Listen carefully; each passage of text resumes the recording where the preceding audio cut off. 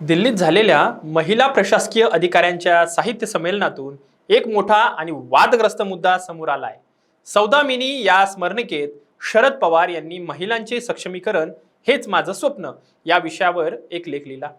पण या लेखातील वारकरी संप्रदायावर केलेल्या भाषामुळे महाराष्ट्रात राजकीय वातावरण चांगलंच तापलंय। पवारांनी वारकरी संप्रदायात प्रतिगामी आणि धर्मांध शक्तींची घुसखोरी झाल्याचं म्हटलंय। अशा लोकांची यादी तयार करण्याचं काम सुरू असल्याचंही स्पष्ट केलंय। शतकानुशतके विठ्ठल विठ्ठल म्हणत समता, भक्ती आणि साधेपणाचा संदेश देणाऱ्या वारकरी परंपरेवर असा आरोप केल्यामुळे अनेकांच्या भावना दुखावल्या गेल्याचंही दिसतंय।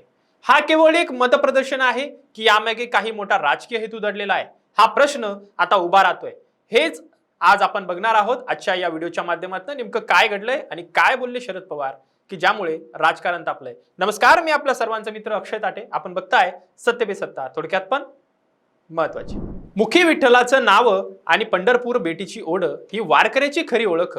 पण मागच्या काही वर्षांपासून या वारकरी संप्रदायावरून राजकारण सुरू झालंय। भोळा बाबडा भक्ती संप्रदाय वारकऱ्यांमध्ये कट्टरता पसरवण्याचं काम काही वर्षांपासून सुरू असल्याचा आरोप पुरोगामी चळवळीतील कार्यकर्ते सातत्याने करत आहेत। आता शरद पवार यांनी सुद्धा अशाच प्रकारची भूमिका मांडली आहे। वारकरी संप्रदायात प्रतिगामी लोकांची घुसखोरी झाल्याचं वक्तव्य शरद पवार यांनी केलंय। 60% लोकांची मांडणी ही धर्मांध शक्तींना बळ देणारी असल्याचं मोठं वक्तव्य पवारांनी केलंय। आता आम्ही अशा धर्मांध लोकांची, प्रतिगामी लोकांची यादी तयार करायला घेतली आहे आणि सुरुवात केली आहे। शरद पवार यांनी असं म्हटलंय की आता या यादी तयार करण्याचं काम सुरू आहे। शरद पवारांच्या या वक्तव्यावरून भाजपकडून जोरदार प्रतिक्रिया आली असून तुषार भोसले यांनी अत्यंत आक्रमक शब्दात पवारांवर टीका केली आहे। वारकरी संप्रदाय धर्मांध वाटतो, पण इफ्तार पार्टीत जाणारे लोक धर्मांध वाटत नाहीत का, असा थेट सवाल करत त्यांनी पवारांना मौलाना अशी उपमा दिली आहे।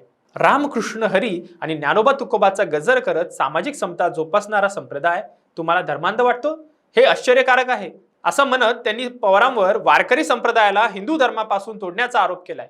इतकंच नाही तर जोपर्यंत मी जिवंत आहे तोपर्यंत हे षडयंत्र यशस्वी होऊ देणार नाही, असा आरोप देखील आणि थेट इशारा देखील त्यांनी केलाय। त्यामुळे आता हा वाद केवळ धार्मिक किंवा सामाजिक न राहता थेट राजकीय संघर्षात परावर्तित झालेला आहे। या सगळ्या घडामोडींमुळे एक गंभीर प्रश्न समोर येतोय, वारकरी संप्रदाय खरंच बदलतोय का, की त्याला मुद्दाम राजकीय रंग दिला जातोय? महाराष्ट्रात वारी ही फक्त परंपरा नाहीये, तर लाखो लोकांच्या श्रद्धेचा आणि ओळखीचा भाग आहे। अशा संवेदनशील विषयावर केलेली वक्तव्य आणि त्यावर होणाऱ्या तीव्र प्रतिक्रिया या समाजात दुभंग निर्माण करू शकतात।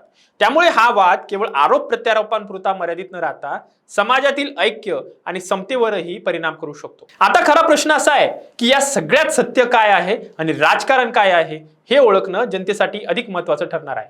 आपल्याला काय वाटतं, शरद पवार यांनी हे वक्तव्य करण्यामागे नेमकं काय आहे? येणाऱ्या काळात त्यांनी जरी म्हटलं असेल की महिला सक्षमीकरण करायचं आहे, महिलांना वारकरी संप्रदायामध्ये आणायचंय, परंतु त्यामागे जी भूमिका आहे ती जरी पुरोगामी असली, परंतु त्यांनी जे वक्तव्य केलं यातनं वाद होईल का आणि काय नेमकं आपल्याला वाटतं ते निश्चितच कळवा। आणि अशाच महत्त्वपूर्ण माहितीसाठी बघत राहा सत्य पे सत्ता, थोडक्यात पण महत्त्वाचे।